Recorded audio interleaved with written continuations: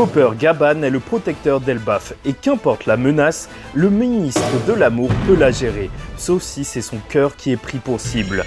Enfin, qu'importe la menace, c'est bien vite dit quand le feu est sur le point de s'abattre. Le bras gauche est son secret, le passé de Brooke, Gunko écoute Papa Outé, qu'est-ce qu'il se passe à Marijoa, l'alliance Barbe Noire Imou face à Dragon, on en parle.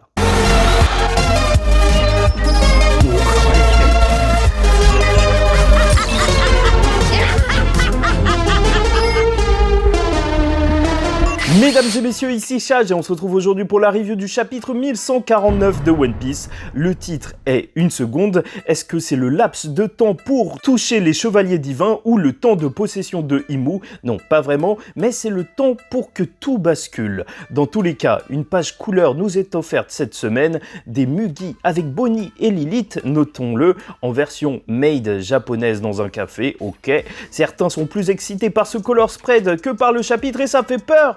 Mais je tiens à vous le dire, on a trop de choses dont on doit parler. Gaban est tellement fort qu'il a réussi à découper le rythme d'Oda et ça avance très vite. Donc parlons du chapitre, c'est beaucoup plus intéressant. N'hésitez pas à liker ou disliker la vidéo, commenter, donner votre avis en commentaire et vous abonner si vous n'êtes pas encore abonné. Commençons tout de suite par la chute du protecteur d'Elbaf et son secret contre les chevaliers divins. Bon, et dès la première page, on a l'arrivée de Gaban qu'on avait vu frappant Sommers dans le chapitre précédent. Et c'est toujours aussi badass. Surtout qu'on nous montre la suite de la scène dans l'autre sens et les Mugi ne le connaissent pas, mais le bras gauche du roi des pirates, Scopper Gaban est là. Et là, ils le remarquent tous. Il fait des dégâts à l'immortel Sommers qui n'arrive pas à se régénérer. Et c'est normal, il l'avait combattu à God Valley. Enfin, il avait combattu des chevaliers divins. Puis, il n'est pas là pour rigoler ou perdre du temps, faisant tournoyer ses haches pour un second coup avec son haki. Le chevalier divin se protégeant avec un mur de ronces. Même si ça le choque de voir cette légende sur Elbaf, Gaban n'a pas le temps pour la discute. Et je tiens à vous le dire, le voir avec un grand sourire face à un ennemi qui a fait galérer les Mugi, c'est monstrueux, digne de l'équipage de Roger. Puis, échange de coups sans intervention des Mugi, car ils ne peuvent pas aider à ce stade sans même pouvoir infliger des dégâts aux chevaliers divins. Et on a Sommers qui donne tout avec son enfer écarlate, faisant sortir des épines géantes du sol, telles Kimimaro et sa forêt d'os dans Naruto. Sauf que Gaban n'est réellement pas là pour perdre du temps et va donc foncer telle une toupie Blade, découpant tout sur son passage et Sommers, lui aussi, en deux, découpé. Non, sérieux, c'est Sonic le papy roulade pour tout péter, laissant un Sommers étrangement vivant au sol, mais incapable de se régénérer. Ce qui me fait penser énormément à Monet. Est-ce que c'est le haki qui l'a perturbé ou juste une puissance psychologique s'étant montré extrêmement supérieure? Quoi qu'il en soit, le haki nous réserve encore des surprises, ou peut-être autre chose, le pouvoir de l'amour, j'en ai parlé la semaine dernière. Quoi qu'il en soit, le Gaban ne s'arrête même pas, fonçant vers son fils pour le sauver, puis ça montre bien ce qui est la seule vraie préoccupation pour lui, et par la même occasion aussi, sa seule faiblesse. Bien sûr, c'est normal, en réalité, pas de temps à perdre, c'est encore la panique, Killingham incendie la bibliothèque, ce que voit Robin au loin, donc elle pourrait peut-être l'affronter ensuite, mais bon, elle a déjà eu son grand moment, mais on sait jamais avec Oda, c'est peut-être vraiment son arc. Le Jarl, lui, pleure en ayant pris la décision de sauver les enfants d'Elbaf, quitte à perdre leur histoire avec un grand H. Ronja, elle, est désolée d'être en vie, alors que ce n'est seulement qu'une enfant, car elle se dit que tout est en train de brûler à cause d'elle, vu qu'il y a eu un ultimatum sur sa vie, même si aucun géant n'est d'accord. Oui, Robin, venge-la, mais bref, Gaban peut tout gérer. Il est devant les enfants et le dit. La culture, les enfants, les forces armées, les chevaliers divins n'ont aucun droit de voler cela à Elbaf. Sauf que même s'il veut tout donner et que tout s'accélère, car il espère juste que Colon ne dise rien, en tant qu'enfant, il est heureux de voir son père venir aider et donc l'appelle. Gunko sait que c'est lui, l'enfant de Gaban. Sa faiblesse, elle fonce vers lui pour le menacer et demande au vieil homme de se rendre. Et même s'il doit sauver Elbaf, qu'il peut tout arrêter, les ennemis et l'incendie, car il en a la force, est difficile d'en douter quand on le voit avec sa rage et le haki luisant de ses haches, il est aussi celui qui représente l'amour. Et en voyant le futur de son fils qui mourrait en se souvenant de la naissance de celui-ci avec Ripley de son plus grand trésor, il lâche tout. se rend car il a quelque chose de plus précieux à protéger et c'est juste poignant et magnifique. Gunko qui le poignarde de ses flèches, le Gaban qui tombe en s'excusant envers son fils. Il lui avait demandé une seule seconde, mais n'y sera pas arrivé. C'est terrible. En une seconde, le héros d'Elbaf, qui aurait pu tout changer, est tombé. Et est-ce qu'il est mort? Bah non. Bien sûr que tous les Mugiwara auront été impressionnés par Gaban, celui qui arrive à toucher les chevaliers divins, battre un ennemi qu'ils n'arrivaient pas à gérer eux-mêmes et a tenu tête à Zoro et Luffy en même temps. Après, toujours bon de rappeler que tout de même, ce n'est pas parce que les Mugi sont faibles, mais juste qu'ils ne savent pas comment affronter l'ennemi. Mais si on regarde bien dans le chapitre, c'est bien Chopper qui se pose le plus de questions, et même qui le suivra. Donc, qui sait s'il va le sauver et par la même occasion entendre de sa part comment vaincre les chevaliers divins. Assez ironique si le docteur apprend le remède à l'immortalité et non à la mort, comme il le voulait, enfin à toutes les maladies, et peut-être que l'immortalité est une maladie, et même que Gaban va arriver sur Loki et Zoro, et donc on aura une grosse réunion avec Luffy, pour qu'ils arrivent en force à la fin d'un chapitre. Dans tous les cas, voilà, on attendait l'arc du Sop lors d'Elbaf, non, en fait c'était l'arc de Robin, et encore plus l'arc de Brook, et bientôt l'arc de Chopper. Non, en vrai, c'est réellement l'arc de Brook.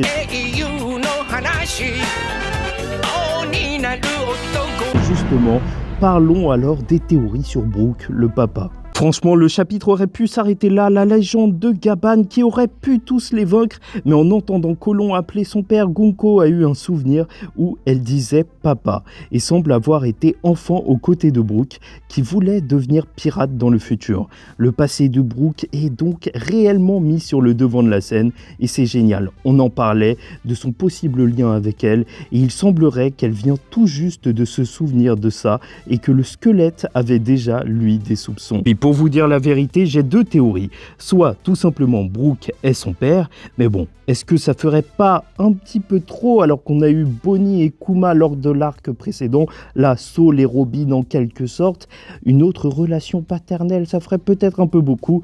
En même temps, ce serait génial, Brook aurait choisi le mauvais équipage, hein. Il aurait dû aller avec Shanks dans l'équipage des pères indignes, parce que si au lieu de chercher sa fille, le mec va chercher une baleine, bah j'ai entendu plus crédible comme excuse pour abandonner son gosse.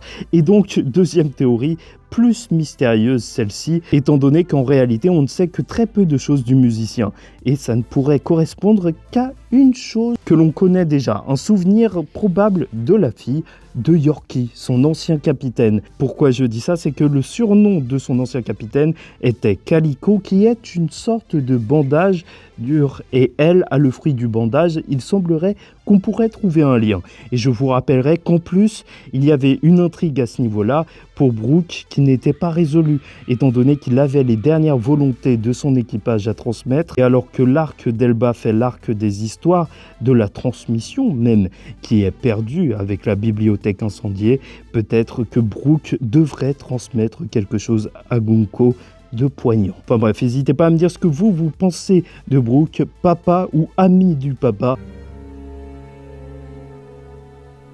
Et terminons sur Imu-sama arrive, la situation de Marijoa qui attaque et Barbe Noire, alliée de Imu. Et là, c'est un gros morceau, puisqu'alors qu'elle fonce pour libérer Brook Gunko et que lui semble calme, peut-être nostalgique en se disant qu'il avait oublié, la voix d'Imu résonne. Les chevaliers divins ont trop traîné et l'antagoniste de One Piece prend le contrôle du corps de Gunko. On voit alors ses cheveux pousser, sa face s'assombrir, Haki sortir partout. Imu va s'occuper de ça, car la Terre Sainte est en feu, ils ont besoin de renforts et Mu va montrer à quoi cela ressemble d'être dirigé par une divinité. Alors déjà, oui, c'est un énorme chapitre. L'antagoniste peut-être ultime de One Piece qui bouge. Personne ne pensait que ça arriverait maintenant. C'est excellent, c'est une folie. Donc juste en une double page, on a plusieurs points à aborder. Déjà, la possession. Vu que ses attaques à Imu dans la salle du trône ressemblaient à une flèche, peut-être que Imu possédait déjà Gunko. Parce que oui, je pensais que le Gorosei avait acquis leur immortalité via Imu en devenant ses satellites, lui obéissant obligatoirement en échange, Imu ayant le droit de vie ou de mort sur eux, vu qu'on a découvert ce concept chez Vegapunk, celui des satellites d'une personne et l'immortalité de certains à ce moment-là aussi. Donc Oda aurait pu nous cacher ça ou nous montrer subtilement que Imu fait la même chose. Et désormais, j'y crois encore plus vu que Imu s'est manifesté dans un chevalier divin. Après, peut-être que c'est juste lié à Gonko, étant donné qu'elle était étrangement mise en avant par Oda et elle a cet œil étrange. Donc là, qui sait si cet œil est en réalité symbole de possession possible, comme pour Cavendish ou même Mihawk. Après, pas forcément de Imu, pour tous ceux qui ont des yeux de cette forme, mais peut-être juste pour nous dire que ces personnes sont possédées ou peuvent être possédées par un démon. Parce que Imu dans Cavendish, je pense pas trop que c'est le délire, mais notons ça, c'est quand même assez intéressant. Le pouvoir d'Imu doit être ça, une sorte de pacte où il prend l'âme de quelqu'un et lui octroie le pouvoir de l'immortalité. Et après, il peut avoir ce qu'il veut contre sa servitude. Supplément lavage de cerveau. D'ailleurs, Harald qui fricotait avec le gouvernement, lui aussi aurait-il été possédé par Imu et aurait tué tous ses hommes, et donc là, Loki l'aurait tué, peut-être, hein. Est-ce qu'on se dirigerait vers ça, vers cette explication? Et est-ce que vous pensez que Imu, au final, pourrait être qu'une ombre, vraiment l'ombre du monde, un être fait de noir? Parce que ça me fait penser à un délire, être de la fiole, de Full Metal Alchemist, tout ça. Et oui, Imu, qui s'appelle lui-même Mu, ça sent la référence au livre de fiction Le continent perdu de Mu, de James Churchward, écrit en 1926, où Mu était un continent mythique qui aurait existé dans l'océan Pacifique et aurait été habité par une civilisation avancée jusqu'à disparaître. La lutte de la lumière et des ténèbres, faudra qu'on approfondisse ça un jour. Enfin bref, ensuite, il faut qu'on parle de Marie-Joa. On connaissait l'état de siège provoqué par les révolutionnaires, la pénurie intenable vu qu'il n'y avait plus de caviar sur les toasts. Mais en feu, désormais, ça veut dire que quelque chose d'énorme se passe. Un affrontement direct si Imu a besoin de tous ses chevaliers. Shamrock qui est parti, désormais, on le sait, c'est vraiment légitime. Mais me dire que l'ennemi arrive à gérer le Gorosei, les chevaliers divins et les marines, c'est juste une folie. Vraiment. Donc, soit c'est enfin Dragon qui a bougé, et pour moi, c'est sûr, il l'a dit que quand les chevaliers divins bougeraient, ce serait le moment pour les révolutionnaires, peut-être tout simplement car il y aurait moins de gardes à Marie-Joa, et donc ce serait une folie d'enfin le voir. Je pense vraiment que c'est le moment. En même temps, si c'est pas la saga finale, ce sera en même temps que la révélation du père de Izuku dans My Hero Academia. Mais aussi, possiblement, certains pensent à Barbe Noire, qui a toujours su tirer son épingle du jeu et aurait pu provoquer la zizanie, profitant du manque de moyens et de la faiblesse de l'ennemi sous siège. Ça ferait un parallèle avec Luffy qui lui aussi sur Egghead a attaqué de front le gouvernement, sauf qu'en me posant un peu, je me suis dit que ça pourrait être l'inverse. La dernière fois avec Kobe, l'empereur Barbe Noire voulait négocier la légitimité de son royaume, devenant ainsi un réel roi affilié au gouvernement. C'est ce qu'il souhaitait. Et peut-être que c'est le moment propice pour lui quand on y pense. Si le gouvernement est en difficulté et si lui veut une position, il lui suffit de les aider contre une position. En gros, je vois bien Dragon actuellement en prise avec le gouvernement, sur le point de les faire tomber, et Barbe Noire rejoindre Imu pour battre les révolutionnaires.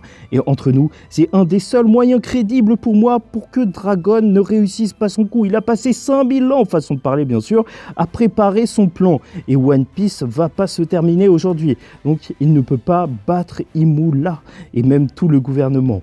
Pour que son plan échoue, il faut quelque chose de gros. Et au moins ça, l'alliance gouvernement mondial Yonko. Là, ce serait dingue. Là, j'y croirais que Dragon n'ait pas du tout prévu ça. Surtout que Barbe Noire semblait déjà auparavant étrangement opposée aux révolutionnaires. Entre Sabo et Burgess, même avec Baltimore où il y a eu de la délation. Bref, actuellement, Dragon, les révolutionnaires vs le gouvernement et Barbe Noire qui vient aider le gouvernement, j'y crois. Si le gouvernement est en difficulté, c'est pas Sommers qui va faire la différence. Il faut bien ça pour la faire, cette différence. Et ça promet pour une guerre finale de folie. En plus, je m'étais toujours dit que Luffy a trop d'alliés pour ce conflit final. Là, il en aurait bien besoin des révolutionnaires et autres pour faire tomber le gouvernement allié avec Barbe Noire. Même à la fin, Barbe Noire qui volerait les pouvoirs de Imu. Bon, là, je vais beaucoup trop loin. Quoi qu'il en soit, les chevaliers divins, j'ai pas l'impression que ça fait 3 semaines qu'ils sont là, mais Imou semble s'impatienter. Et avec la mise en garde de Louis Arnott, je vous rappelle, la théorie comme quoi le temps s'écoule différemment sur Elbaf, ça semble de plus en plus crédible. Ça pourrait être dingue, le monde qui a changé après cet arc. La guerre a peut-être déjà commencé réellement. Bref. Revenons-en à nos moutons, je m'attends à une dinguerie. Imou-sama, sa première arrivée est là. Il faut qu'elle fasse mouche, parce que le Gorosei a été impressionnant, mais a moitié réussi sa mission. Les chevaliers divins étaient en mauvaise posture face à Gaban. La menace du gouvernement repose alors sur Imou. Et c'est le moment de tout simplement nous faire peur.